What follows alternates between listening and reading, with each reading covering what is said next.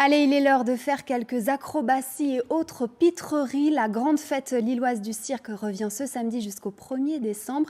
Thierry Ferry, bonjour.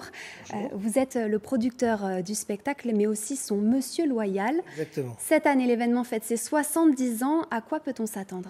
70 ans est donc le cumul des années cirque à Lille, puisque le journal La Voix du Nord a monté un programme de cirque 35 ans, et puis nous également derrière. Donc on fête 70 ans, c'est fabuleux. C'est presque institutionnel aujourd'hui à Lille, cette grande fête du cirque, puisqu'elle rassemble à peu près 100 000 spectateurs chaque année. Et donc on est très heureux de cet événement qui marque la fin de l'été et le début de l'automne. Et beaucoup d'artistes, notamment des artistes du Japon.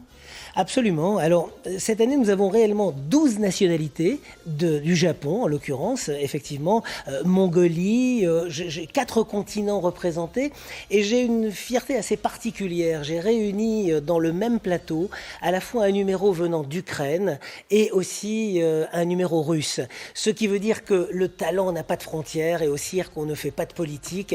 Tout le monde s'aime pour briller et se faire applaudir. Et tout le monde s'aime, c'est un spectacle familial pour les enfants, mais pas seulement. Plus que jamais, les adultes ont besoin de cette parenthèse de gaieté.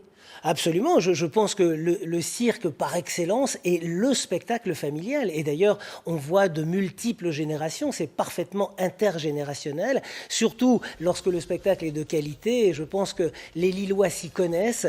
Aujourd'hui, nous sommes réellement l'un des fleurons du cirque mondial, et on a été reconnu encore l'an dernier comme étant le meilleur programme européen de cirque traditionnel. C'est une belle référence et on en est très heureux. Et on me disait, c'est la 70e édition. C'est quoi le secret d'une telle longévité ? Comment se renouveler ? Seulement la qualité.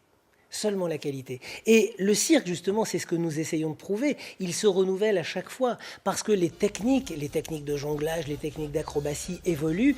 Et puis, le spectateur est toujours en demande. On apporte aussi beaucoup de folklore, beaucoup de traditions. Là, nous avons l'Afrique qui est représentée, l'Afrique, le Japon, la Mongolie, enfin...